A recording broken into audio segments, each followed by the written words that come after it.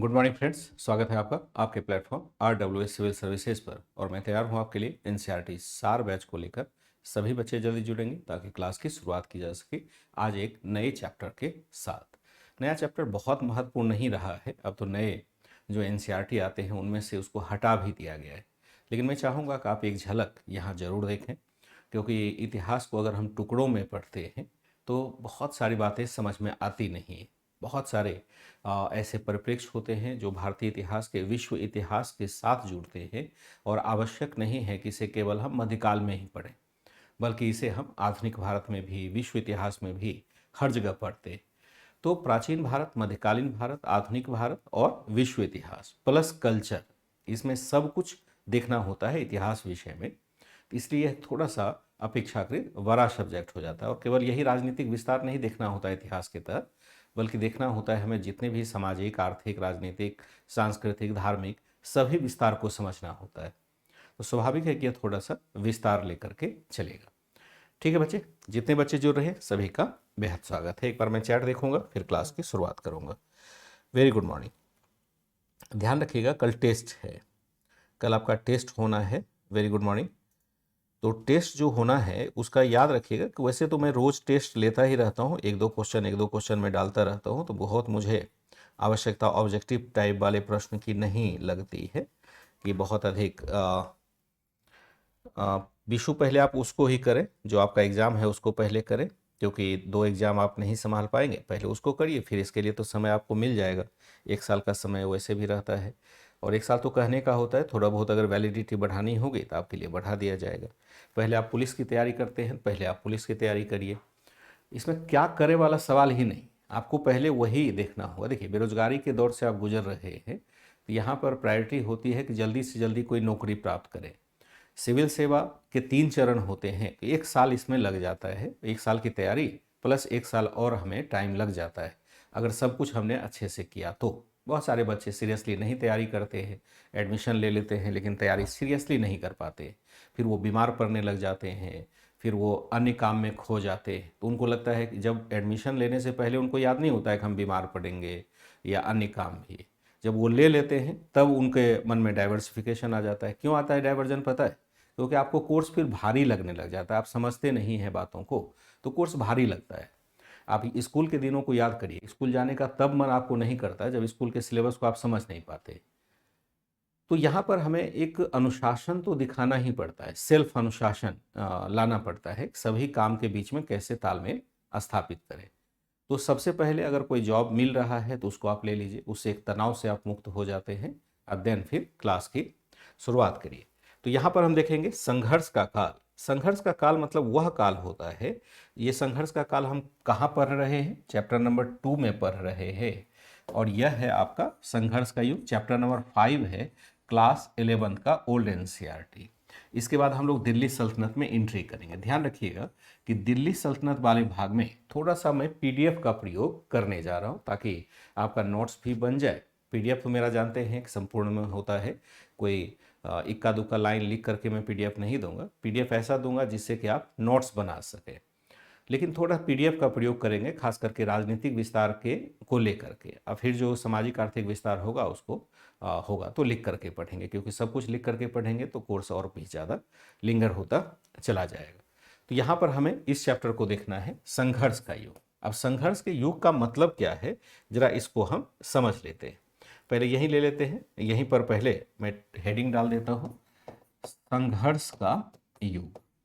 अब संघर्ष का युग मतलब होता है 3 जगह का, यह दिखा रहा है 1000 से 1200 ईस्वी तक, जिसको आप सी कहते हैं।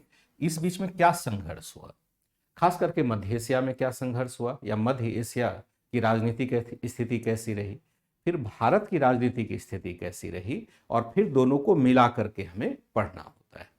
तो मध्य एशिया में देखेंगे कि नए नए राज्य वहां पर बन रहे हैं। ऐसा नहीं है कि हर जगह राजनीतिक संरचना एक जैसे ही होती है, समय के हिसाब से राजनीतिक संरचना में परिवर्तन होता रहता है। कभी किसी राजवंश का उद्भव हो गया, कभी किसी राजवंश का पतन हो गया। अब की तरह नहीं है कि अगर किसी राष्ट्र की सीमा निर्धारित कर दी गई तो वह सीमा अक्षुण्ण रहेगी, उसमें दूसरे देश अपनी नज़र नहीं डाले। जैसे आप भारत देखते हैं, तो भारत की सीमा फिक्स हो गई है। अब चाहे यहाँ कोई भी शासक रहे, चाहे गठबंधन सरकार वाला रहे, कमजोर शासक रहे, मजबूत शासक रहे, उससे सीमा को कोई फर्क, बॉर्डर को कोई फर्क नहीं पड़ता है। जैसे पाकिस्तान है, अफगानिस्तान है, ईरान है, इराक है, जो भी देश है, सबकी सीमा अभी अब फिक्स है। लेकिन पहले ऐसा नहीं होता था। पहले जब राजतंत्र होता था तो वहां पर राजा की शक्ति के साथ सीमाएं परिवर्तित होती रहती थी, क्योंकि वहां पर राष्ट्रीय राज्य जैसी कोई अवधारणा नहीं आई थी, राष्ट्रवाद जैसी कोई अवधारणा थी नहीं। जिस राजा को जितनी शक्ति मिली उसने उतने दूर तक अपने क्षेत्र का प्रसार कर लिया। तो यहां जब हम देखते हैं 1000 ईस्वी के आसपास मध्य एशिया के क्षेत्र को हम लोग शुरू से ही देख रहे हैं। इराक की सभ्यता यानी मेसोपोटामिया की सभ्यता भी हमने देखा था, हमने मिस्र की सभ्यता को देखा था, कुछ हद तक हमने चाइना को देखा था, दक्षिण पूर्व एशिया में जो सभ्यता विकसित हुई है उसको देखा था। अब जरा देखें 1000 ईस्वी के आसपास मध्य एशिया में क्या परिवर्तन हो रहे हैं और इन परिवर्तनों को प्रभावित करने वाले कारक क्या है। जरा इस बात को हमें आकलन करना होगा कि कौन से कारक थे जो मध्य एशिया की राजनीति को प्रभावित कर रहा है। तो अगर संघर्ष का युग देखेंगे तो कहां देखेंगे? मध्य एशिया में संघर्ष, एशिया में संघर्ष, और दूसरा हमें देखना होगा भारत में संघर्ष। भारत खास करके हम देखते हैं उत्तरी भारत में संघर्ष।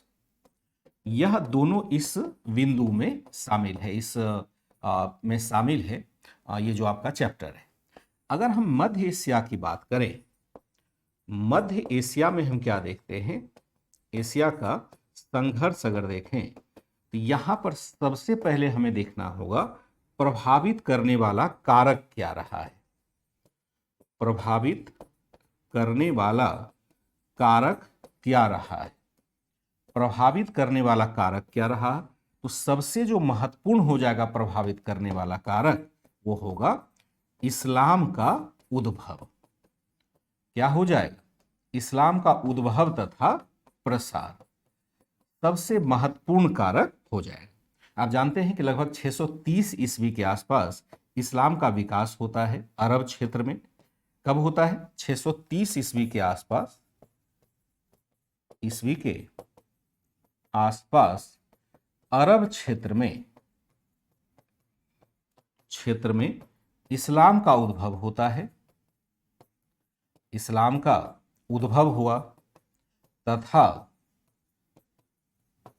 तथा इसका प्रसार क्या होता है? इसका प्रसार संपूर्ण क्षेत्र में होता है। प्रसार कब होता है? संपूर्ण क्षेत्र में, संपूर्ण क्षेत्र में हुआ। खास करके हम देखते हैं अरब क्षेत्र में इसका संपूर्णता में प्रसार होता है। अब यहां पर थोड़ा सा रुक करके समझना होगा, आउट ऑफ एनसीईआरटी जा करके थोड़ी बातें समझनी पड़ेगी, नहीं तो आगे की बातें आप समझेंगे ही नहीं। मध्य एशिया का संघर्ष देखते हैं। प्रभावित करने वाला कारक क्या रहा? इस्लाम का उद्भव तथा प्रसार। 630 ईस्वी के आसपास अरब क्षेत्र में इस्लाम का उद्भव हुआ और इसका प्रसार संपूर्ण अरब क्षेत्र में हम देखते हैं होता है। अरब क्षेत्र का मतलब क्या होगा? सऊदी अरबिया जहां आप देखते हैं वहीं पर मक्का और मदीना है, जो इस्लाम का सबसे बड़ा धर्मस्थल माना जाता है। तो मक्का के आसपास हम देखते हैं इस्लाम का उद्भव होता है पैगंबर मोहम्मद साहब के द्वारा, और धीरे धीरे पैगंबर मोहम्मद साहब के प्रयासों से इसका प्रसार अरब क्षेत्र में होने लग जाता है। अरब क्षेत्र का मतलब सऊदी अरबिया और उसके आसपास का क्षेत्र अरब क्षेत्र कहलाएगा। क्लियर सी बात है। तो जब प्रसार प्रारंभ हुआ तो यहां देखने की बात होगी कि प्रसार के कारक क्या रहे, किन कारणों ने प्रसार को प्रभावित किया। तो इस्लाम का जब उद्भव होता है तो वहां एक खास पद्धति आप देखते हैं शुरुआत से ही विकसित हो जाती है, कि जैसे हम पैगंबर मोहम्मद साहब को देखते हैं जिन्होंने इस्लाम का उद्भव किया या इस्लाम को आगे बढ़ाया। वैसे तो इस्लाम धर्म को पढ़ेंगे तो कहा जाता है कि इस्लाम धर्म में पैगंबर थे, जो मोहम्मद साहब थे वो पैगंबर थे। पैगंबर मतलब दूत होता है, दूत मतलब अल्लाह का दूत, यानी ईश्वर का दूत वो थे, लेकिन वो अंतिम थे, पहले नहीं थे। सभी धर्म अपने अपने अपनी अपनी प्राचीनता सिद्ध करता है, हम जानते हैं।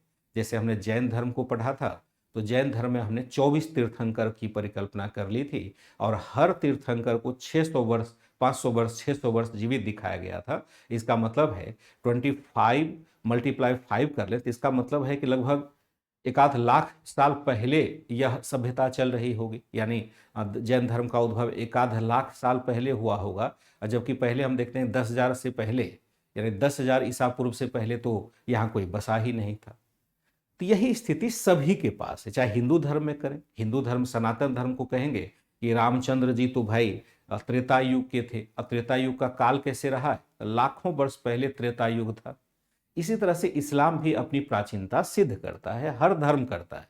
यहाँ धर्म की हम बात नहीं कर रहे हैं, धर्म के मर्म की बात कर रहे हैं। तो यहाँ पर पैगंबर मोहम्मद साहब को क्या कठिनाई हुई धर्म की स्थापना करने में, कैसे उनको मक्का और मदीना का नाम आपने सुना होगा, मक्का और मदीना दो जगह है। तो मक्का में उनका केंद्र था, यानी घर था मक्का में। किस तरह से उनको मक्का से पलायन करके, हिजरत करके मदीना जाना पड़ा, और मदीना से फिर उन्होंने मक्का की विजय की। यानी मक्का और मदीना एक तरह से क्या हो जाता है कि धार्मिक और हमारी आर्थिक राजधानी हो जाती है। तो जब पैगंबर मोहम्मद साहब ने सेना का नेतृत्व किया जो मदीना से चल करके मक्का की तरफ आ रहा है, तो शुरुआत से ही इस्लाम में एक अवधारणा स्पष्ट हो गई कि जो धार्मिक प्रमुख होगा वही सैनिक प्रमुख भी होगा। समझिएगा बात को। हमने पैगंबर मोहम्मद साहब को देखा, उन्होंने धर्म चलाया जिसको हम इस्लाम कहते हैं, लेकिन मक्का में वह इस्लाम टिका नहीं, क्योंकि वहां उनके कबीले के लोग, जो कुरैश कबीले के लोग थे, वही विरोध कर रहे थे। तो उनको फाइनली क्या होता है कि इतना प्रताड़ित किया गया कि उनको फाइनली मदीना जाना पड़ा। मदीना चूंकि आर्थिक नगरी थी, तो वहां पर उन्होंने संसाधनों को एकत्र किया, क्योंकि मन में तो ये बैठा हुआ था कि भाई हमें मक्का यानी जहां काबा है उसकी विजय करनी है। तो मदीना में उन्होंने क्या किया, सैनिकों को जुटाया और सैनिकों के माध्यम से मक्का पर आक्रमण किया, अपने ही घर पर आक्रमण किया इनफैक्ट कहा जाए, और मक्का को जीत लिया। तो डे फर्स्ट से स्थापित हो गया कि इस्लाम में जो धार्मिक प्रमुख होगा वही सैनिक प्रमुख होगा, यानी वही राजा भी होगा और वही धर्म का मुखिया होगा। दूसरे धर्म में ऐसा नहीं मिलता है। जैसे हम देखते हैं क्रिश्चियन धर्म देखेंगे, वहां पर ईसा अलग, जो ईसा मसीह हैं वो अलग है, वो धर्म की केवल बात करते हैं, और राजा धर्म को संरक्षण देने की बात करता है। हिंदू धर्म में भी देखेंगे हमारे देवता अलग है और राजा अलग है, दोनों अलग अलग है। जबकि यहां हम क्या देखते हैं कि दोनों को मिलते हुए देखते हैं। बात समझ पा रहे हैं? क्योंकि यही विरासत आगे बढ़ेगी और आगे बढ़ करके यह खलीफा के अधीन चली जाएगी। जैसे पैगंबर मोहम्मद साहब की मृत्यु होती है, मृत्यु के बाद फिर शासन कौन चलाएगा? जो चलाएगा उसका नाम खलीफा हो गया। खलीफा मतलब होता है उत्तराधिकारी। उत्तराधिकारी ने भी वही पद धारण कर लिया जो पैगंबर मोहम्मद साहब का था। माने उनका उत्तराधिकारी जब हो गए, तो जैसा पैगंबर मोहम्मद साहब के पास अधिकार था वही अधिकार खलीफा के पास आ गया। यानी वह भी धार्मिक और राजा का प्रमुख, यानी राजनीतिक और धार्मिक दोनों प्रमुख हो जाएगा खलीफा। और यह खिलाफत चलती रही चलती रही चलती रही, जब आप देखते हैं कि अंततः 1921 ईस्वी में खलीफा का पद समाप्त नहीं कर दिया गया। अलग अलग जगह पर अलग अलग केंद्र रहे, लेकिन यह खिलाफत की व्यवस्था तब तक चलती रही। इस बीच में बहुत सारे और परिवर्तन आते हैं, क्योंकि इस्लाम का विस्तार अलग अलग क्षेत्र में होता है। आशा करता हूँ कि ये इंट्रोडक्शन आपने समझा होगा, क्योंकि इस्लाम के विकास को हम लोग जनरली एडवांस लेवल वाली क्लास में पढ़ाते हैं और वहाँ हमें पढ़ना भी पड़ता है। जब मैं अभी मध्यकाल शुरू करने वाला हूँ, जैसे मौका मिलेगा यूट्यूब पर, तो वहाँ मैं इस्लाम के उद्भव को डे बाय डे, यानी एक एक डे के साथ में वहाँ पर पढ़ाऊंगा। यहाँ पर समय नहीं है। हम क्या देखते हैं कि प्रभावित करने वाला कारक क्या रहा? इस्लाम का उद्भव तथा प्रसार 630 ईस्वी के आसपास अरब क्षेत्र में इस्लाम का उद्भव हुआ तथा इसका प्रसार संपूर्ण क्षेत्र में होता है। चूंकि इस्लाम में हम क्या देखते हैं, इस्लाम में धार्मिक तथा राजनीतिक प्रमुख एक ही होता है। राजनीतिक प्रमुख एक ही होता है, एक ही होता है या होता था पैगंबर मोहम्मद साहब के समय से, पैगंबर मोहम्मद साहब के समय से,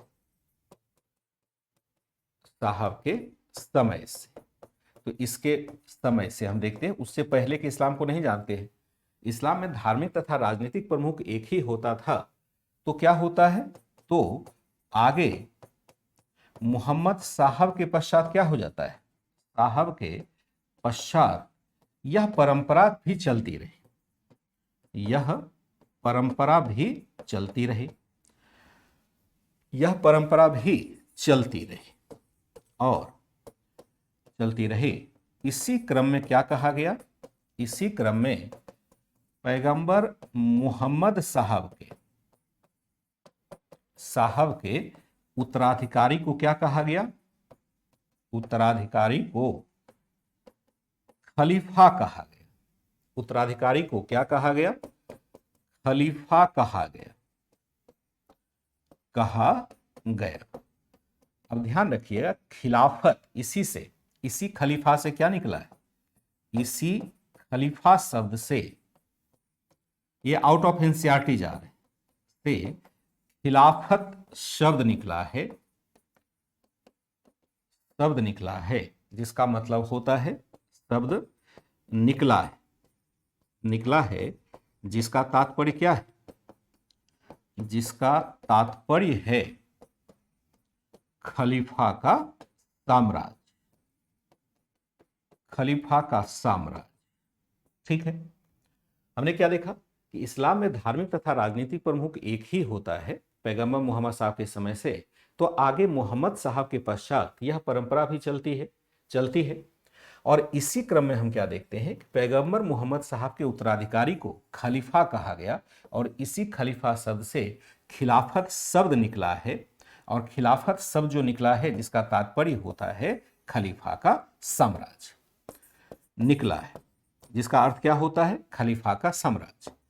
प्रारंभ में खलीफा का साम्राज्य कहां था, खलीफा का साम्राज्य केवल मक्का तथा उसके पास था, मक्का मदीना के आसपास था, के आसपास सीमित था, परंतु आगे विभिन्न खिलाफत के दौर में आगे था, परंतु आगे अलग अलग खलीफा की सत्ता स्थापित हुई, जिसके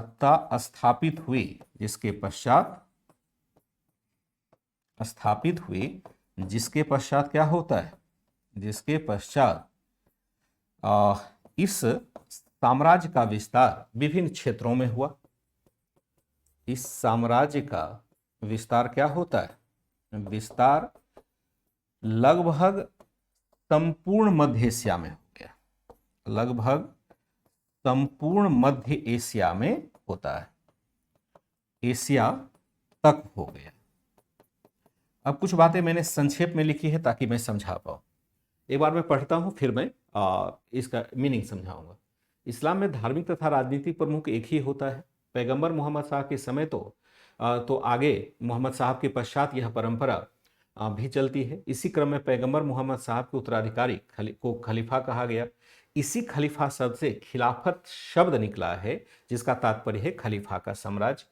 प्रारंभ में खलीफा का साम्राज्य केवल मक्का मदीना के आसपास सीमित था, परंतु आगे अलग अलग खलीफा की सत्ता स्थापित हुई, जिसके पश्चात इस साम्राज्य का विस्तार लगभग संपूर्ण मध्य एशिया तक हो गया।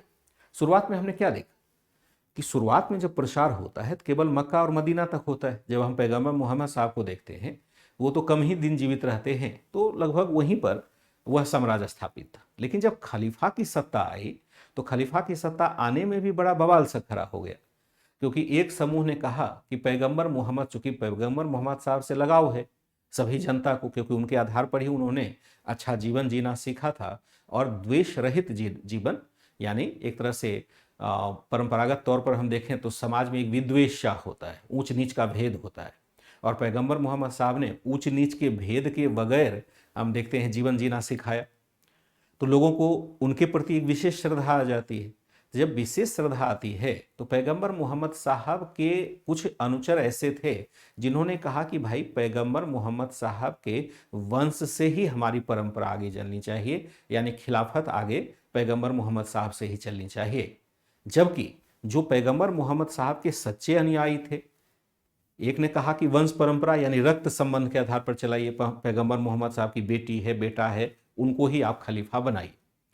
लेकिन जो पैगंबर मोहम्मद साहब के सच्चे अनुयायी थे, सच्चे अनुयायी का मतलब है कि जो वास्तव में चाहते थे कि इस्लाम का उत्थान हो, उन्होंने कहा नहीं, पैगंबर मोहम्मद साहब ने कभी नहीं कहा है कि आप जो अपात्र लोग हैं उसको सत्ता दी जानी चाहिए। पैगंबर मोहम्मद साहब ने योग्य व्यक्ति को आगे बढ़ाने की बात की थी। इसलिए पैगंबर मोहम्मद साहब की जो सत्ता के बाद जो सत्ता का स्थानांतरण हो वह योग्य व्यक्ति के पास, योग्य जो बहुत ही योग्य हो, ताकि इस्लाम का प्रसार किया जा सके। लेकिन इस बात को लेकर के दो धड़े हो जाते हैं। एक आप देखते हैं शिया मत हो जाता है, एक हम देखते हैं सुन्नी मत हो जाता है। शिया मत कम है, सुन्नी मत अधिक है। अभी भी आप समाज में देखेंगे कि दोनों धड़े आपको मिल जाएंगे। यह मत समझिएगा कि इस्लाम का विकास जो अरब क्षेत्र में हुआ था वही इस्लाम यहाँ पर है। इसमें बहुत सारे परिवर्तन होते चले गए। जहाँ गया इस्लाम, उसकी परंपराओं को उसने ग्रहण कर लिया। जैसे आप देखेंगे भारत का इस्लाम, भारत का इस्लाम अरब का इस्लाम नहीं। भारत में आप देखेंगे इस्लाम के बीच में भी आपको सामाजिक भेद दिखाई देगा। जैसे हिंदुओं में आप देखते हैं कि ब्राह्मण, क्षत्रिय, वैश्य, शूद्र जैसी अवधारणा है, ऊंची जाति नीची जाति जैसी अवधारणा है। तो भारत के मुसलमानों ने भी ये अवधारणा ग्रहण कर ली है। इसमें भी आपको जातिगत सोपान दिखाई देगा। ये कसाई है, ये मलिक है, ये है, शेख है, शाहजादे हैं, अलग अलग प्रकार के नाम मिलेंगे। तो यहाँ पर जो बुराई थी हिंदू समाज की, उसको दूर करने के बजाय हिंदू समाज की बुराई उसने भी ग्रहण कर ली है। खास करके ये पद्धति आपको भारत में ही मिलेगी, बाहर कहीं नहीं मिलेगी। ये जो देखते हैं सामाजिक भेदभाव इस्लाम के अंदर, वो भारत में ही दिखाई देता है। तो प्रारंभ में खिलाफत का साम्राज्य केवल मक्का मदीना के आसपास था, लेकिन हम आगे देखते हैं खलीफा की सत्ता स्थापित होती है और साम्राज्य का विस्तार स्थापित हुआ, तो अलग अलग वंश भी यहाँ पर खलीफा के स्थापित हो जाते हैं। अलग अलग प्रकार के वंश स्थापित होते हैं। क्या लिखा? अलग अलग खलीफा की सत्ता स्थापित हुई, जिसके पश्चात इस साम्राज्य का विस्तार अलग अलग संपूर्ण मध्य एशिया तक हो गया। और इस दौरान क्या देखते हैं? इस दौरान खलीफा के अलग अलग वंश अस्तित्व में आए, वंश सत्ता में आए। जैसे सत्ता में आए, उदाहरण ले सकते हैं। मैं आउट ऑफ एनसीईआरटी लिखा रहा हूं, ध्यान रखिएगा। उदाहरण के तौर पर देखें तो यहां पर आप लिख सकते हैं उमैया वंश हो जाएगा। फिर आप देखेंगे अब्बासी वंश, फिर देखेंगे उस्मानी वंश। इसी को हम कहते हैं ओटोमन वंश कहते हैं। ओटोमन साम्राज्य का नाम आपने सुना होगा। ये उमैया अब ये क्या नाम है, उस्मानी वंश को ही हम ओटोमन वंश कहते हैं, जो कि अंग्रेजी इसके साथ मिल जाता है, इसको हम ओटोमन साम्राज्य कहते हैं। क्या बातें यहां तक समझ आई? एक्चुअली मैंने आउट ऑफ एनसीईआरटी का रुख इसलिए हल्का सा किया है ताकि एक परिप्रेक्ष्य आप समझ पाए। जिस क्षेत्र की मैं बात कर रहा हूं वहां अचानक से आप पहुंचे, फिर आपको कुछ समझ में नहीं आता। प्रयास मेरा है, पता नहीं आप फिर भी आप नहीं समझ पाएंगे, तो एक दो बार आपको पढ़ना ही पड़ेगा। और फिर जब मैं एडवांस लेवल पर पढ़ा रहा हूँगा इस्लाम के उद्भव को, तभी जाकर के वहाँ पर और क्रमबद्धता से आप समझ पाएंगे। मैं अभी एंट्री नहीं कर रहा हूँ सिलेबस में, थोड़ा समय पहले पूछूंगा, उसके बाद में आगे बढ़ता हूँ। ठीक बच्चे, मोहम्मद साहब उनकी मृत्यु के पश्चात पैगंबर की प्रथा नहीं चली, ऐसा नियम है ना। जैसे हम देखते हैं तीर्थंकर की प्रथा नहीं चली। हाँ, टुनटुन, इस्लाम में भी कई भागों में अली, मोहम्मद, खान, यही तो है। हाँ, खलीफा से ही खिलाफत आंदोलन शुरू होगा। खिलाफत आंदोलन खलीफा की सत्ता को हटाने के लिए चलाया गया था। जो हम 1921 में देखते हैं गांधी जी के द्वारा खिलाफत मूवमेंट चलाया गया था, तो ब्रिटिशों ने जब खलीफा की सत्ता का अंत कर दिया था, उसके खिलाफ खिलाफत आंदोलन चलाया गया था। तो ये जो मैंने कहा जाति भेद, ये भारत के मुसलमानों में पाया जाता है, अरब क्षेत्र के मुसलमानों में नहीं पाया जाता है। क्यों? क्योंकि यहाँ जब सामाजिक समावेशन होता है, जो वर्ग पहले से है, जैसे हिंदू धर्म वर्ग पहले देखते हैं, और हिंदू धर्म ने बहुत चीज़ों को ग्रहण करके अपने आप को समृद्ध बनाया है, तो इसका प्रभाव कुछ मुसलमानों पर भी पड़ा, और मुस्लिम धर्म का यानी इस्लाम का कुछ प्रभाव हिंदुओं पर भी पड़ गया। आप देखते हैं जैसे पीर बाबा का नाम सुना है, वो अधिकांश हिंदू भी पूजा करते हैं पीर बाबा का।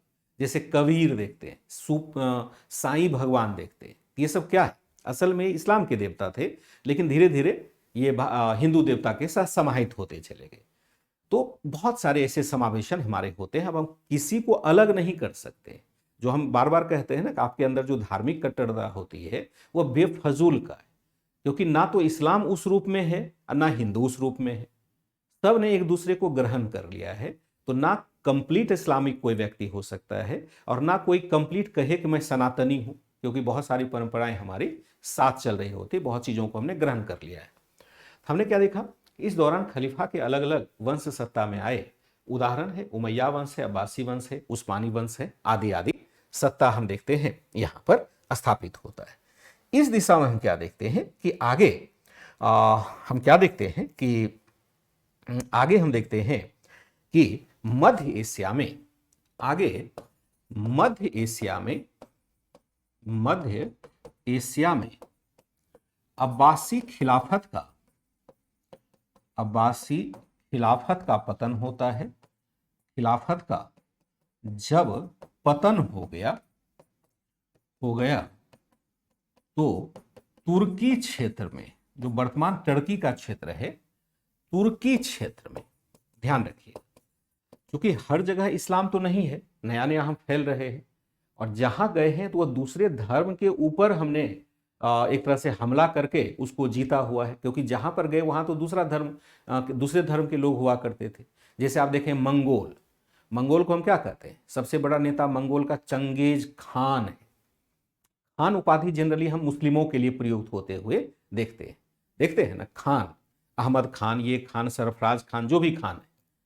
तो खान की उपाधि असल में मुस्लिमों की तो थी नहीं, वह चंगेज खान के द्वारा किया गया था। चंगेज खान का मतलब मुसलमान नहीं होता है, वह बौद्ध धर्मावलंबी था, मंगोलिया का रहने वाला था। खान का असल अर्थ होता है खाकान। खाकान का मतलब होता है कबीले का मुखिया। तो चंगेज खाकान कहलाता था, हम लोग हिंदी में उसको खान कर देते। तो चंगेज खाकान था, खाकान कबीले का मुखिया था चंगेज।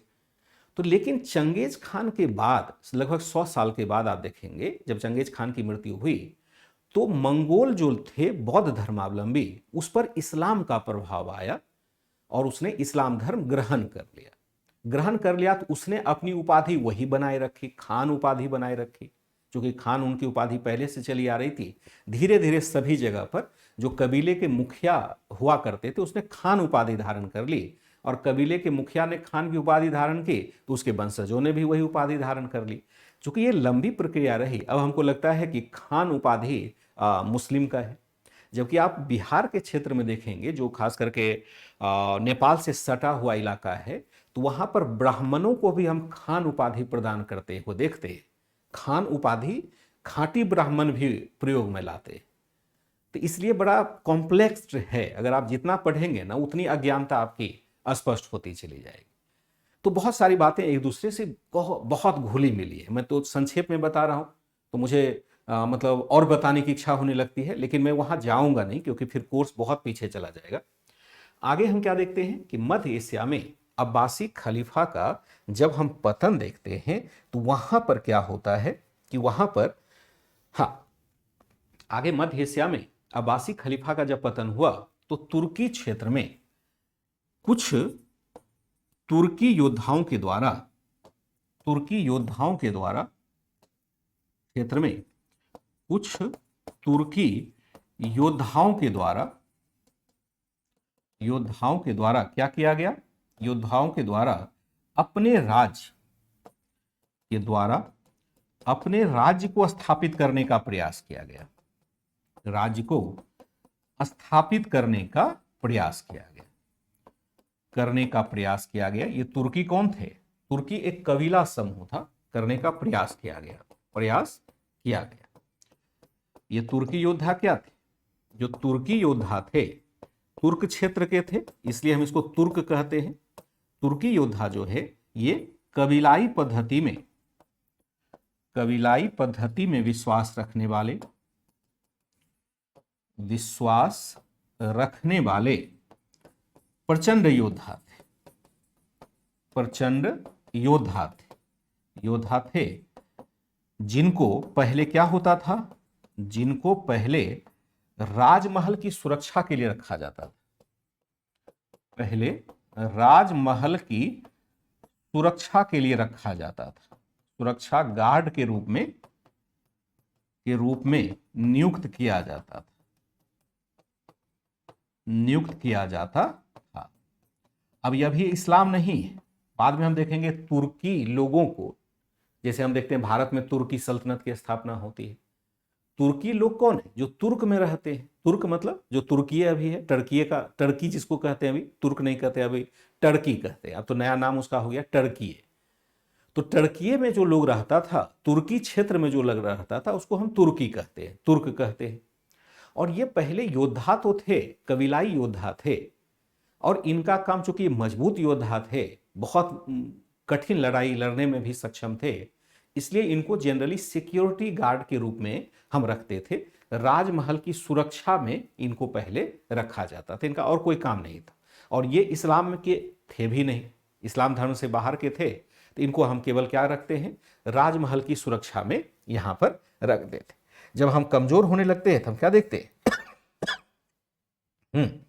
हम क्या देखते हैं कि एक अलग ही नियुक्त किया जाता था। हालांकि धीरे धीरे ये क्या हो जाते, हालांकि धीरे धीरे ये प्रभावी हो गए। ये क्या होते हैं? प्रभावी होते चले गए, प्रभावी होते चले गए, तथा इन्होंने किंग मेकर की भूमिका ग्रहण कर ली, किंग मेकर की भूमिका ग्रहण कर ली। अब सेना है, भूमिका ग्रहण कर ली। अब क्या होता है, ये पहले अंगरक्षक थे, लेकिन चूंकि इनका उत्तराधिकार का संघर्ष हो रहा होगा राजाओं के मध्य का, तो उत्तराधिकार संघर्ष में इनका योगदान लिया होगा, तो धीरे धीरे ये राजा बनाने वाले हो गए। किंग मेकर का मतलब क्या होता है? राजा बनाने में योगदान देने वाला, राजा बनाने में योगदान देने वाला होगा, उसको हम क्या कहेंगे? उसको कहेंगे किंग मेकर कहेंगे। ठीक है, आगे हम क्या देखते हैं कि आगे ध्यान से एक एक लाइन पढ़िएगा। आगे मध्य एशिया में अब्बासी खिलाफत का जब पतन हुआ, तो तुर्की क्षेत्र में कुछ तुर्की योद्धाओं के द्वारा अपने राज्य को स्थापित करने का प्रयास किया गया। तुर्की योद्धा कौन है? कबीलाई पद्धति में विश्वास करने वाले प्रचंड योद्धा थे, जिनको पहले राजमहल की सुरक्षा में रखा जाता था। हालांकि धीरे धीरे ये प्रभावी हो गए और इन्होंने धीरे धीरे किंग मेकर की भूमिका, यानी राजा को बनाने और बिगाड़ने लगे। अब राजा को बनाने और बिगाड़ने का खेल कब होता है? जब राजतंत्र कमजोर हो जाता है, जब राजा कमजोर हो जाता है। अब्बासी खलीफा के काल में, ध्यान रखिएगा, बहुत सारे खिलाफत हुए, खलीफा की सत्ता अलग अलग केंद्र में रही है। जैसे हम अब्बासी खलीफा देखेंगे, जैसे अब्बासी खलीफा को हम बगदाद में देखेंगे। बगदाद कहाँ है? इराक की राजधानी है। तो अब्बासी खलीफा का केंद्र कहाँ है? जैसे आप पैगंबर मोहम्मद साहब के समय का खलीफा देखिएगा, खलीफा उस्मान वगैरह जो शुरुआत के लोग थे, उनका केंद्र मक्का था, क्योंकि मक्का ही उस समय मुख्य शासन का केंद्र था। बाद में देखेंगे उनको चुनौती दे दी कि भाई आप ही क्यों रहोगे, क्योंकि इस्लाम का प्रसार अलग क्षेत्र में हो रहा है, तो उसके योद्धा साथ आ जाएंगे। एक ने कहा, जिसका नाम उमैया था, उसने कहा कि भाई तुम क्यों रहोगे, मैं क्यों नहीं बनूं, और उसने अब्बासी खलीफा को पराजित किया। सॉरी, जो पहले से मक्का के खलीफा थे उनको पराजित किया और अपनी सत्ता स्थापित कर ली, जिसको हम उमैया वंश कहते हैं। और यह सत्ता आपकी स्थापित हो जाती है सीरिया में, जो सीरिया का क्षेत्र वर्तमान में है, देश का नाम है सीरिया। फिर उमैया खलीफा को चुनौती दे दी गई। फिर हम देखते हैं उसके बाद अब्बासी खलीफा ने चुनौती दी, फिर सत्ता का केंद्र हट करके कहां चला गया? बगदाद चला गया। अब्बासी खलीफा बहुत दिन यानी 950 तक शासन करते रहे। उसके बाद हम देखते हैं कि जो उस्मानी खलीफा है, खलीफा उस्मान के अधीन वाला जो था, उसने चुनौती दे दी और उसने उठा करके अपनी सत्ता को ऑटोमन साम्राज्य की सत्ता में, मतलब वहां स्थापित किया जहां पर पहले कुस्तुनतुनिया राज्य हुआ करता था, मतलब वहां बेजेंटाइन साम्राज्य होता था, जिसको आप वर्तमान में इस्तांबुल कहते हैं। तुर्की की राजधानी इस्तांबुल है, वहां पर अपनी सत्ता स्थापित कर ली। इस्तांबुल वर्चुअली पहले यूरोप के लोगों के पास हुआ करता था, लेकिन अब तुर्की के पास है, जो हम देखते हैं इस उस्मानी खलीफा का केंद्र था। हालांकि धीरे धीरे ये प्रभावी होते चले गए तथा इन्होंने किंग मेकर की भूमिका ग्रहण कर ली। जब खलीफा की सत्ता कमजोर होती है, जब खलीफा की सत्ता कमजोर होती है, की सत्ता कमजोर होने लगी, तो विभिन्न क्षेत्र में कमजोर होने लगी, तो विभिन्न क्षेत्र में के लोग क्या होते हैं, विभिन्न क्षेत्र के सरदार भी स्वतंत्र होने लगे, सरदार भी स्वतंत्र होने लगे, स्वतंत्र होने लगे, होने लगते हैं। जब खलीफा की सत्ता कमजोर होने लगी तो विभिन्न क्षेत्र के सरदार भी क्या होते हैं, स्वतंत्र होने लगे। अंततः क्या देते हैं, अंततः इस्लाम में एकता बनाए रखने के लिए, एकता बनाए रखने के लिए क्या किया गया, के लिए एक समझौता किया गया, एक समझौता किया गया। इस समझौते के तहत किया गया, इस समझौते के तहत क्या किया गया, इस समझौते के तहत जो दूरस्थ क्षेत्र के स्वतंत्र शासक थे, दूरस्थ क्षेत्र के स्वतंत्र शासक को क्या कर दिया गया, दूरस्थ क्षेत्र के स्वतंत्र शासक को खलीफा द्वारा शासन करने की मान्यता दी गई, शासन करने की मान्यता दी गई, कि मान्यता दी जाने लगी। अब जरा इसको समझिएगा, दी जाने लगी। कहा कि भाई ऐसा है कि आप शासन करो, कोई दिक्कत नहीं, आप खलीफा का केवल नाम लेते रहना। क्या कहा, खलीफा का नाम लेता रहना। क्या कहा गया, मान्यता दी जाने लगी। ऐसे शासक को क्या कहा गया, ऐसे शासक को अमीर उल उमरा कहा गया, अमीर उल उमरा कहा गया। इसका मतलब होता है सेनापतियों का सेनापति, सेनापति का, सेनापतियों का सेनापति, सेनापतियों का सेनापति। अमीर उल उमरा एक उपाधि आता है जिसे क्या कहा गया, अमीर उल उमरा कहा गया, कहा गया। आगे हम क्या देखते हैं, कहा गया है। आगे हम क्या देखते हैं, आगे इसी अमीर उल उमरा के द्वारा, उल उमरा के द्वारा अपने गुलाम सरदारों को शासन करने का विशेष क्षेत्र दिया गया, विशेष क्षेत्र दिया गया तथा उसे सुल्तान की उपाधि दी गई, सुल्तान की उपाधि दी गई। व्यवहारिक तौर पर क्या होता है कि व्यवहारिक तौर पर अमीर उल उमरा क्या होते थे, उमरा खलीफा से स्वतंत्र होते थे। व्यवहारिक तौर पर अमीर उमरा खलीफा से स्वतंत्र होते थे, स्वतंत्र होते थे। एक बार मैं बोल देता हूं, फिर मैं इसको स्पष्ट करता हूं। देखिए, जब खलीफा की सत्ता कमजोर होने लगी तो विभिन्न क्षेत्र के सरदार भी स्वतंत्र होने लगे। अंततः इस्लाम में एकता बनाए रखने के लिए एक समझौता सूत्र लाया गया। इस समझौते के तहत दूरस्थ क्षेत्र के स्वतंत्र शासक को खलीफा द्वारा शासन करने की मान्यता दी गई। ऐसे शासक को अमीर उल उमरा यानी सेनापतियों का सेनापति कहा गया। आगे इसी अमीर उल उमरा के द्वारा अपने गुलाम सरदारों को शासन करने का विशेष क्षेत्र दिया गया तथा उसे सुल्तान की उपाधि दी गई। व्यवहारिक तौर पर अमीर उल उमरा खलीफा से स्वतंत्र होते थे, भले औपचारिकता नहीं होते थे, औपचारिकता में तो मान्यता देते थे खलीफा की सत्ता को, लेकिन व्यवहारिक तौर पर ये क्या होते थे, स्वतंत्र होते थे। अब देखिए, हम स्थापित क्या करने की कोशिश कर रहे हैं। स्थापित जो करने की कोशिश कर रहे हैं वह दो तीन है। जैसे हम देखते हैं अल्लाह, ठीक है, उसके नीचे देखते हैं पैगंबर, देखते हैं इसके नीचे हम क्या देखते हैं, खलीफा देखते हैं। फिर हम देखते हैं अमीर उल उमरा हो गया, उल उमरा, इसको हमने क्या कहा, व्यावहारिक तौर पर स्वतंत्र शासक, तौर पर स्वतंत्र इस्लामिक शासक, इस्लामिक शासक, ऐसा पहले नहीं होता था, इस्लामिक शासक। फिर हम देखते हैं इसके नीचे कौन आ जाता है, सुल्तान आ जाता है। ये क्या होगा कि व्यावहारिक तौर पर यह भी स्वतंत्र होता था, तौर पर यह भी स्वतंत्र होता था अथवा व्यापक स्वायत्ता का प्रयोग करता था, व्यापक स्वायत्ता का प्रयोग करता था,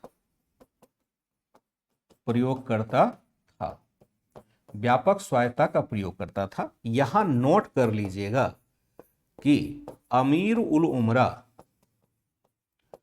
उमरा तथा सुल्तान क्या करते थे, सुल्तान औपचारिक रूप से खलीफा की सत्ता को मानते थे,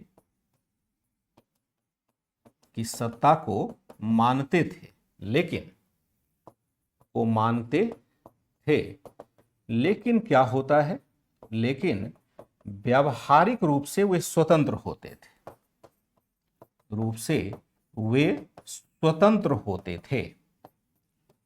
थे, लेकिन ये धार्मिक प्रमुख नहीं होते थे, ये धार्मिक प्रमुख का दर्जा नहीं रखते थे, धार्मिक प्रमुख का दर्जा नहीं रखते थे। अब जरा इसको समझेंगे, नहीं रखते थे, इसी स्लाइड को जरा समझेंगे। देखिए इस्लाम में देखा जाए सबसे ऊपर कौन है, अल्लाह है। क्या है, केवल एक, यानी अल्लाह का मतलब है ईश्वर क्या है, एकेश्वरवाद इसको कहते हैं, एकेश्वरवादी अवधारणा है। यानी एकेश्वरवादी अवधारणा हम किसको कहेंगे, कि जो एक ही ईश्वर को पूजता हो। जैसे भारत में हम हिंदू धर्म को देखते हैं, क्या हिंदू धर्म एक ईश्वर को पूजता है, कुछ लोग पूजते भी होंगे, लेकिन हिंदू धर्म को जनरली हम बहुदेववादी धर्म कहते हैं। यहाँ पर हर देवता की हम पूजा करते हैं, चाहे वो पशु हो, चाहे नाग हो, चाहे पेड़ हो, चाहे मनुष्य के रूप में हो, यहाँ तक कि चूहे के रूप में, या जितने भी जीव हैं, हर क्रिएचर में हम अपनी देवता को देखते हैं। यानी चर अचर में हम देवताओं को देखते हैं, पहाड़ों में देखते हैं, पत्थरों में देखते हैं। आप इसको मत समझिएगा कि केवल कंप्लीट बुराई है। कभी कभी यह हमसे समझने में गलती हो जाती है कि हिंदू धर्म में जो बहुदेववादी अवधारणा है वो कंप्लीट बुराई है। ये कंप्लीट बुराई नहीं है। असल में हम क्या देखते हैं कि यहाँ पर चूंकि बहुत सारे समाज का समावेशन इस धर्म के साथ होता चला गया, तो सबों ने अपनी अपनी परंपरा भी साथ इसके साथ लाई।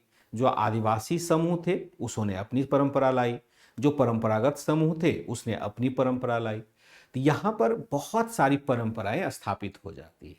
हम लोग भी क्या करते हैं, अगर हिंदू हैं तो हमारे लिए कोई देवता क्षम ही नहीं है। यहाँ तक कि हम मस्जिद भी जाते हैं, गुरुद्वारा भी जाते हैं, चर्च भी जाएं, जाके हर जगह मांगते हैं प्रभु थोड़ा सा कुछ कृपा आने दीजिए। इसी मायने में हिंदू धर्म थोड़ा सहिष्णु धर्म भी कहलाता है, क्योंकि इसके अंदर वो क्लिष्टता नहीं है कि केवल हमारे ही देवता की पूजा होनी चाहिए, क्योंकि कोई एक देवता समान रूप से है ही नहीं। कभी हम गणेश को बड़ा मान लेते हैं, कभी कार्तिकेय की पूजा करते हैं, कभी ब्रह्मा विष्णु महेश की बात करते हैं, कभी इंद्र की बात होती है, कभी देवी दुर्गा की बात होती है, कभी तंत्र है, कभी मंत्र है, कभी जंत्र है। हर प्रकार की पूजा उपासना हम करते हैं। तो इसलिए हम मानते हैं कि इस स्तर पर जाकर के जो कट्टरता कम है वो हिंदू धर्म की अच्छाई को दिखाता है। लेकिन बहुदेववादी होने का अपना एक दोष है, वह अलग से है। इस्लाम क्या है, एकेश्वरवादी। वह कहता है कि केवल एक ही ईश्वर है और वह हमारा अल्लाह है। अब अल्लाह हमने देखा, अल्लाह तो खुद नहीं आ सकते हैं चूंकि अकेले हैं, इसलिए उन्होंने अपना एक दूत भेज दिया, अपना एक राजदूत भेज दिया, जिसको इन्होंने कहा, इसको हम कहते हैं दूत, यानी एम्बेसडर। पैगंबर का मतलब क्या होता है, दूत होता है। अल्लाह चूंकि खुद नहीं जा सकते हैं, इसलिए उन्होंने अपनी शक्तियों से युक्त एक व्यक्ति को धरती पर भेजा कि जाओ सभी लोगों को अच्छा जीवन पद्धति सिखाओ। ये नहीं कहता है कि जाकर के इस्लाम का प्रचार करो। उन्होंने कहा सभी लोगों को बताओ कि भाई एकेश्वरवाद अच्छा है, सभी लोगों को बताओ कि धार्मिक आचरण जो हमारा है वो कट्टरतापूर्ण नहीं होने चाहिए, सभी लोगों को बताओ कि हमारे जीवन में शुद्धता होनी चाहिए, हमारा आचरण स्वच्छ होना चाहिए, सभी लोगों को बताओ कि समाज में कोई ऊंच नीच नहीं होना चाहिए।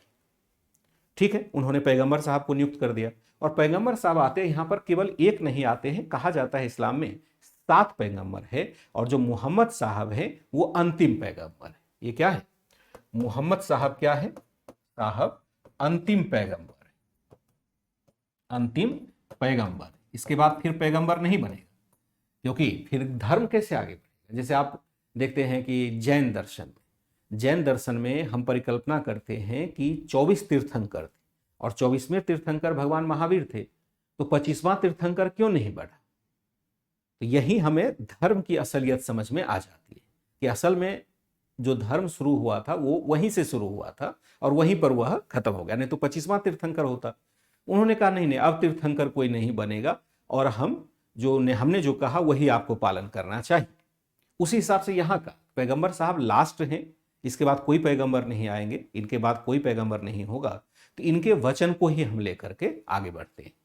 तो अब पैगंबर साहब क्या है, धार्मिक प्रमुख भी हैं और राजनीतिक प्रमुख भी है, क्योंकि उन्होंने शुरुआत से ही शक्ति ग्रहण कर ली। तब पैगंबर साहब की मृत्यु होती है, तो उनका उत्तराधिकारी यहाँ पर खलीफा बन जाते हैं, खलीफा नाम से उत्तराधिकारी बने। तो खलीफा भी as it is true copy हो जाएंगे किसके, पैगंबर मोहम्मद साहब।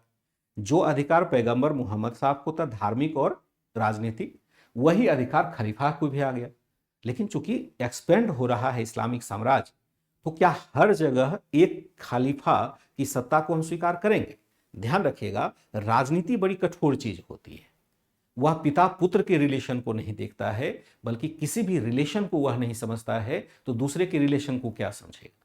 आपने इतिहास में तमाम जगह देखा होगा कि पिता ने पुत्र की हत्या कर दी, पुत्र ने पिता की हत्या कर दी, भाई ने भाई की हत्या कर दी। मतलब अपने तमाम रिश्तेदारों, जब सत्ता आती है ना, तो सत्ता करप्शन भी लेकर के आती है। सत्ता हमेशा इस बात का एहसास दिलाती है कि मुझसे सर्वश्रेष्ठ कोई नहीं होगा। तो जब विभिन्न क्षेत्रों में सत्ता का एक्सपेंड हुआ, तो वहां के जो सरदार थे उन्होंने खलीफा साहब को चुनौती दी कि भाई तुम क्यों खलीफा, मैं क्यों नहीं। एक युद्ध भी होता है, इसी में आप देखते हैं बड़ा भयानक सा, बड़ा दर्दनाक सा युद्ध होता है। अगर कोई बच्चा इस्लाम को जानता होगा, तो मुहर्रम हम मनाते हैं, तजिया निकालते हैं, जुलूस निकालते हैं, याद करते हैं, मोहम्मद अली की याद करते हैं, जो करबला के युद्ध में या लड़ाई मारे गए थे और बड़ी दर्दनाक मौत दी गई थी पूरे परिवार को। कहां से, आपसी संघर्ष से ही वह हुआ था कि पैगंबर मोहम्मद साहब के वंशज को यहां पर की हत्या कर दी गई थी। क्यों, क्योंकि सत्ता का संघर्ष हो रहा है। उन्होंने अपने धर्म की रक्षा की बात की, दूसरे लोगों ने माना नहीं, स्वाभाविक है कि वहां युद्ध होगा, युद्ध में उनकी दर्दनाक हत्या कर दी गई थी। आज हम लोग भी मनाते हैं उस दर्द को। तो खलीफा हो गया। अब खलीफा का सत्ता जब एक्सपेंड होता है, तो क्या हर जगह खलीफा की सत्ता चलेगी, नहीं होगी। जहां पर जो सरदार थे वही स्वतंत्र होने लगे। अब तो लगा शायद इस्लाम का राज्य ही खत्म हो जाएगा। तो इस्लाम का राज्य खत्म ना हो, इसलिए बीच बिचाव का एक रास्ता निकाला गया। जिसने अलग अलग सत्ता स्थापित की उसको कहा कि भाई ऐसा है, तुम बन जाओ अमीर उल उमरा बन जाओ, यानी अमीर तो मैं ही हूं, अब मेरा उत्तराधिकारी बन जाओ। और जितने लोग ने सत्ता स्थापित कर ली थी, जो मजबूत शासक थे, उनको उन्होंने एक तरह से अमीर उल उमरा को उपाधि दे दी, यानी सेनापतियों का सेनापति एक उपाधि दे दी। कहा कि आप सत्ता का प्रयोग करते रहो, बस कहना कि मैं खलीफा के अंडर। कहा ठीक है भाई, ये कहने में हमें कोई दिक्कत नहीं है, मुझे सत्ता चाहिए, खलीफा को मेरा मालिक मानने में कोई दिक्कत नहीं है, क्योंकि ये परंपरा हमारी पैगंबर मोहम्मद साहब के काल से चली आ रही। अब क्या देखते हैं, खलीफा व्यवहारिक प्रमुख हो गया। बाद में क्या होता है, व्यवहारिक प्रमुख, मतलब औपचारिक प्रमुख हो, सॉरी व्यवहारिक नहीं, औपचारिक प्रमुख हो जाता है। खलीफा असल में कहीं युद्ध करने नहीं जा रहा है, युद्ध किसके माध्यम से करेगा, अमीर उल उमरा के माध्यम से करेगा। तो व्यवहारिक तौर पर यह एक स्वतंत्र इस्लामिक शासक यही बन जाता है, खलीफा औपचारिक रह जाता है। फिर अमीर उल उमरा के राज्य का जब विस्तार हुआ, क्या हर जगह अमीर उल उमरा जाकर के शासन कर पाएगा, तो नहीं कर पाएगा। तो यहां पर उसने जो उसका दास हुआ करता था, स्लेव हुआ करता था, स्लेव विद्रोह नहीं कर सकता, ध्यान रखिएगा। तो स्लेव को उसने कहा कि भाई तुम जाओ दूर क्षेत्र पर शासन करो। स्लेव जाकर के दूर शासन पर कर रहा है, और धीरे धीरे जब स्लेव जो, वही मैंने कहा सत्ता जो होती है वो बड़ी जटिल चीज होती है। जिसको सत्ता मिलेगा वही प्रभावी हो जाएगा। हमने भारत में भी देखा था, सामंतवाद का उद्भव भी इसी क्रम में हुआ था। तो जब सुल्तान दूर तक शासन कर रहा है तो वो भी कहेगा कि भैया मैं आपके अंडर क्यों रहूंगा, तो व्यवहारिक तौर पर वह भी स्वतंत्र हो जाता है। जैसे दिल्ली में आप देखते हैं, दिल्ली में सल्तनत की स्थापना होती, सुल्तान यहां पर आ जाते। वो सुल्तान कौन थे? दास सरदार हुआ करते थे, और अंततः उसका कहां से जुड़ता है? खलीफा से जुड़ता है। अब खलीफा ने अमीर उल उमरा की उपाधि दी, और अमीर उल उमरा ने सुल्तान बना दिया। व्यवहारिक तौर पर सुल्तान और अमीर उमरा किसका खिलाफत मानेंगे? खलीफा की सत्ता मानेंगे। लेकिन औपचारिक रूप से ये क्या है? स्वतंत्र सत्ता का प्रयोग कर रहा है। इस क्रम में हम देखेंगे बहुत सारे अमीर उमरा आपको मिल जाएंगे, बहुत सारे खलीफा मिल जाएंगे अलग अलग क्षेत्रों में। बहुत सारे खलीफा भारत में देखेंगे कि खलीफात खिलाफत, भारत में देखेंगे कि आपको सुल्तान देखते हैं, भारत में सुल्तान आता है। तो ऐसा नहीं है ना कि केवल दिल्ली के सुल्तानों ने सुल्तान की उपाधि धारण की। बंगाल में भी शासक था, उसने भी सुल्तान की उपाधि धारण कर ली। जो आप बहमनी साम्राज्य देखते हैं, उसने भी सुल्तान की उपाधि धारण कर ली थी। ये बात अलग है कि उसका सिक्का चला नहीं, इसने उसको पराजित कर दिया। लेकिन बहुत प्रकार के सुल्तान हो गए, क्योंकि सब ने अपनी अपनी सत्ता स्थापित कर ली। तो हमने क्या देखा? पैगंबर मोहम्मद साहब है, खलीफा है, अमीर उल उमरा है, उसके बाद जो व्यवहारिक तौर पर उसका सेनानायक होगा। फिर इसने अपने दास सरदार को नियुक्त कर दिया, जिसने सुल्तान की उपाधि धारण की।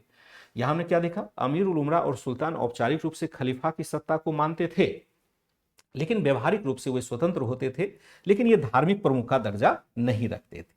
ये और ये, जैसे ये कहते हैं कि धार्मिक और राजनीतिक प्रमुख ये दोनों, धार्मिक तथा राजनीतिक प्रमुख दोनों होंगे, राजनीतिक प्रमुख हो जाएंगे, ठीक है। लेकिन यहां हम क्या देखते हैं कि ये धार्मिक और राजनीतिक प्रमुख दोनों नहीं है, ये केवल राजनीतिक प्रमुख है। धार्मिक प्रमुख तो एक ही होगा इस्लाम में, चाहे वो पैगंबर साहब हो चाहे खलीफा हो।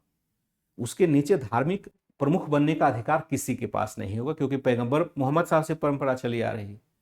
तो आप देखिएगा कि जैसे भारत में आगे चल करके आप पढ़ेंगे, भारत में सुल्तान होता है, तो सुल्तान को हम धार्मिक कार्य करते नहीं देखेंगे। उसके लिए यहाँ पर उलेमा वर्ग आ जाता है। उलेमा एक धार्मिक वर्ग जो होता है, उलेमा वो स्थापित हो जाता है।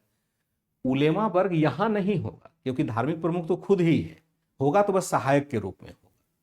समझिएगा, थोड़ा सा जटिल है, लेकिन मैं कोशिश कर रहा हूं कि आपको कुछ झलक दिखा पाऊं।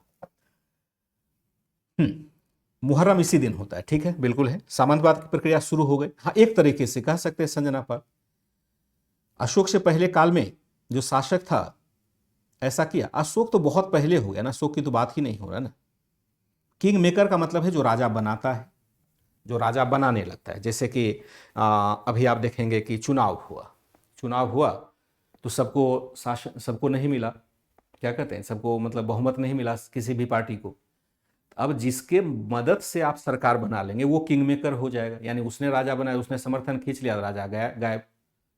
यानी राजा बनाने में जो भूमिका निभाता है उसको हम किंग मेकर कहते हैं। यहां तक बातें कुछ क्लियर है? पूरी बात तो नहीं समझ पाएंगे, एक दो बार और लेक्चर को देखना होगा, ठीक है। यहां तक बातें क्लियर है? एक बार कंफर्म करिएगा। थोड़ा सा मुश्किल था ये समय, ये जगह मुश्किल है, क्योंकि जब हम शिफ्ट कर रहे होते हैं मध्यकालीन भारत में, इसको जानने बगैर हम नहीं जान पाते, ठीक है। इसको जाने बगैर हम नहीं जान पाते।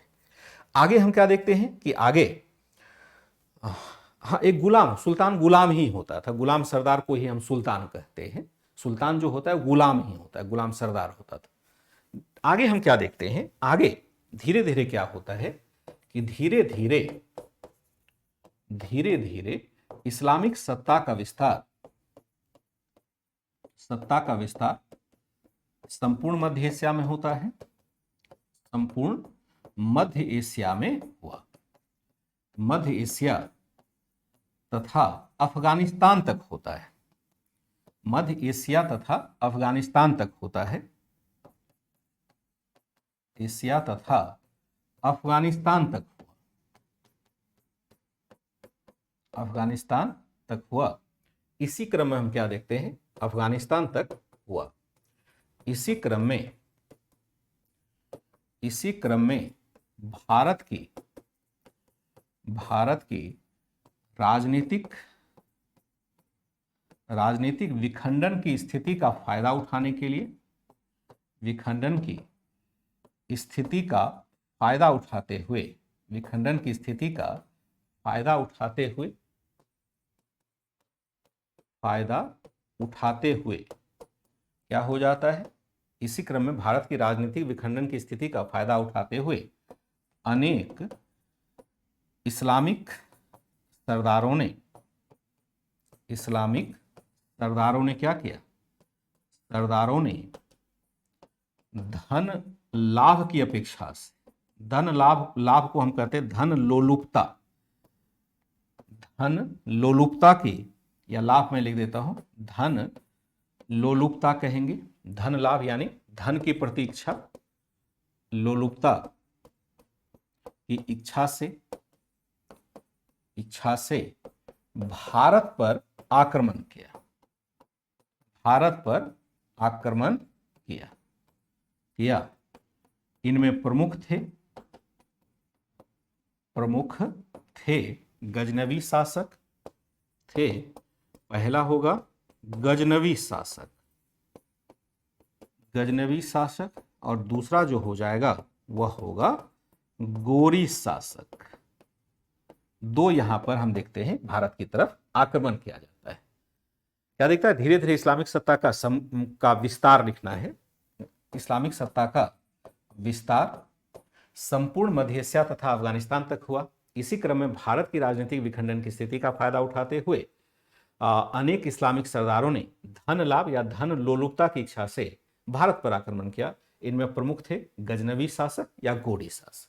यहां हमारी पृष्ठभूमि तैयार होती है गजनवी और गोरी आक्रमण। पहले गजनवी आते हैं, फिर गोरी आते हैं। ध्यान रखिएगा, भारत के इतिहास से अब इस सिलेबस को हटा दिया गया है, अब किताबों में नहीं पढ़ाया जाता है। तो यहां पर हमें लेकिन थोड़ी सी जानकारी ले लेंगे। ओल्ड एनसीईआरटी को मैंने इसलिए रखा है कि ये विरासत का पार्ट है। आक्रमणकारियों को भी जरा हम समझ लेते हैं कि क्या थे आक्रमणकारी, क्योंकि अगर यहाँ आप नहीं पढ़ेंगे तो आगे एडवांस लेवल पर इसको हो सकता है नहीं पढ़ाया जाए, क्योंकि अब सिलेबस का पार्ट नहीं है। यहाँ से अब क्वेश्चन भी नहीं पूछे जाते रहे, सिलेबस बदलता रहता है, जानते ही। ये विरासत हमारी समाप्त होती चलेगी। अब देखिए होता क्या है कि धर्म के आधार पर जब हम सोचना शुरू कर देते हैं ना, तो बहुत सारी दिक्कतें खड़ी हो जाती है। जैसे आप गजनवी शासक को देखेंगे, गोरी शासक को देखेंगे, ये सबसे पहले अफगानिस्तान के बाद किस पर हमला करता है, पाकिस्तान पर हमला करता है। और पाकिस्तान को ही सबसे अधिक, इससे जो वर्तमान पाकिस्तान का क्षेत्र है उसको सबसे अधिक दुख का सामना करना पड़ा होगा, क्योंकि पहला आक्रमण तो उसी के ऊपर हुआ था। अब चूंकि धार्मिक तौर पर वह इस्लाम का था, तब पाकिस्तान भी इस्लामिक राष्ट्र है, तो वो कहना शुरू करता है भाई ये तो हमारे मुक्तिदाता थे। गजनवी कौन थे, हमारे मुक्तिदाता थे। अगर पाकिस्तान के इतिहास को पढ़ेंगे, चूंकि वहां पर धर्म का बोलबाला है, तो धार्मिक तौर पर ही वो इतिहास को पढ़ाते हैं, तो वो प्राचीन भारत को पढ़ाते ही नहीं। वो अपने आप को जो एस्टेब्लिश करते हैं वह मोहम्मद बिन कासिम यानी 712 के बाद के इतिहास को लेकर के चलते हैं। यानी पाकिस्तान अपनी विरासत पर गौरव नहीं करता है, लेकिन भारत अपने विरासत पर गौरव करता है। गजनबी हो, गोरी हो, सबको पढ़ते हैं जानकारी के लिए। बाकी जो विचारधारा है हमारी पहले से स्टेबल है, उसमें कोई दिक्कत नहीं है। हम पाकिस्तान तो हो नहीं सकते, हम भारत हैं, तो भारत के लिए सभी परंपराएं मान्य है।